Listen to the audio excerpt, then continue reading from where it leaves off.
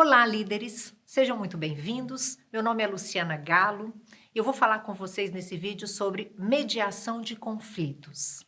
Bom, a primeira pergunta, que vem à mente quando a gente fala dessa palavra conflito, tem gente que começa até a coçar, ai meu Deus, eu não gosto de conflito, acho que ninguém gosta, mas é enfrentar ou evitar. E aí eu já tenho a primeira dica para vocês. Conflito é diferente de confronto. Conflito é uma discordância de ideias, uma divergência de opiniões, de ponto de vista, né? É quando vocês não estão em concordância. O confronto é quando há desrespeito, né? Quando há desconsideração do outro, quando eu não entendo, eu não percebo no outro, né, um ser que pode ter a opinião dele, quando eu não dou essa liberdade para que o outro fale, né? Quando eu começo a desrespeitar, desonrar o outro, aí eu tenho o confronto. Então o conflito, ele é necessário, porque nós não somos pessoas iguais. A gente fala tanto de diversidade, né? Diversidade de raça, de opinião, de ideias, diversidade de crenças. Se a gente quer trazer tantas pessoas diferentes e diversas para trabalhar com a gente, para o nosso ambiente de trabalho, como não ter conflito? É impossível. Né? É como se a gente colocasse um tanto de gente diferente juntos e falasse, olha, vamos pensar todo mundo igual. Isso não existe. Só que a gente ainda tem um desafio, né? O nosso maior desafio para a gente conseguir lidar com o conflito. Na verdade, não é um, são alguns desafios. Por que a palavra conflito, né, ainda faz a gente ter tanto medo dela? Né? Por que a gente foge tanto de conflitos, muitos de nós? E aí a primeira coisa que a gente precisa entender, né, o primeiro porquê, é porque a maioria de nós, né, tem um bloqueio cultural. O que é esse bloqueio? A nossa cultura, e eu estou falando de cultura latino-americana, é uma cultura de cordialidade. A gente não quer, né, estar mal com as pessoas. A gente não quer entrar em discordância com as pessoas. A gente não quer ser grosseiro com as pessoas. A gente confunde isso com conflito. Então, esse bloqueio cultural que nós precisamos primeiro entender que ele existe, ele está aí. Então, nós somos seres cordiais. O brasileiro é um ser cordial. O brasileiro não quer ser mal entendido, mal interpretado, né? Mal visto, malquisto. Então, a gente precisa entender que isso é algo que está presente no nosso dia a dia. Então, é como se fosse a primeira barreira que nós temos que quebrar. Né? Então, olha, poxa, eu não vou falar que eu discordo naquela reunião, não vou entrar nesse conflito. Né? Não vou trazer essa palavra de discordância. Mas, espera aí, não, espera lá, tem esse bloqueio cultural, mas é importante que eu fale isso? Então deixa eu falar, ok? Bom, o segundo desafio que nos impede de lidar bem com o conflito é a nossa necessidade de pertencer. Todos nós seres humanos temos uma necessidade de pertencer a algum lugar, a uma tribo, a um grupo, a um time, a uma organização. E isso muitas vezes nos impede de falar o não, né? De discordar, de ser a voz que diz, olha, não é bem assim que eu acho, não, a minha opinião é diferente.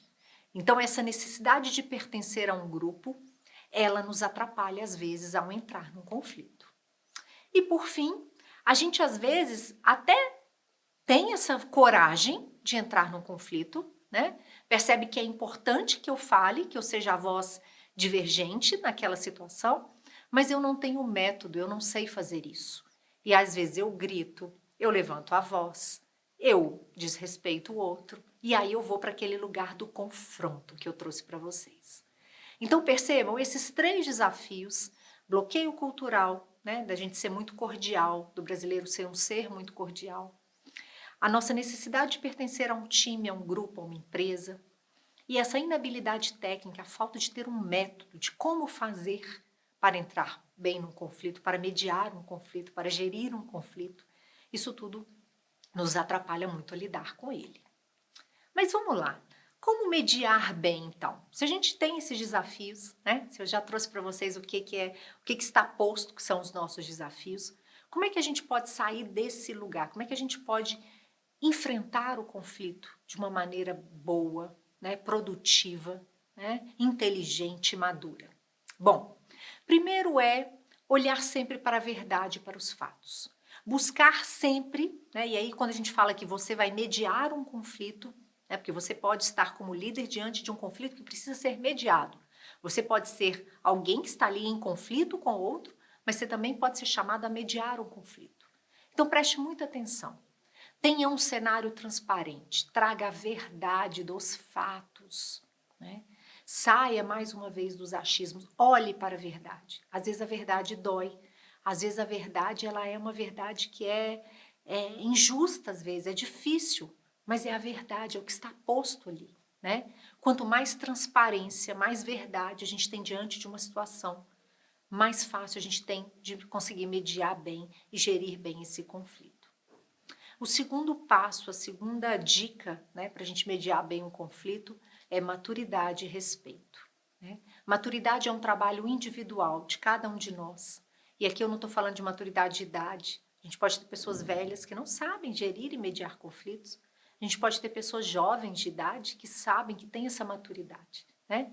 A maturidade ela é composta de uma série de características, mas é uma maturidade psicológica, né? É uma maturidade de entender que você está ali, né, que você tem erros, tem defeitos, né, mas que você também tem virtudes, que o mundo não gira ao seu redor, né, sem vitimismos.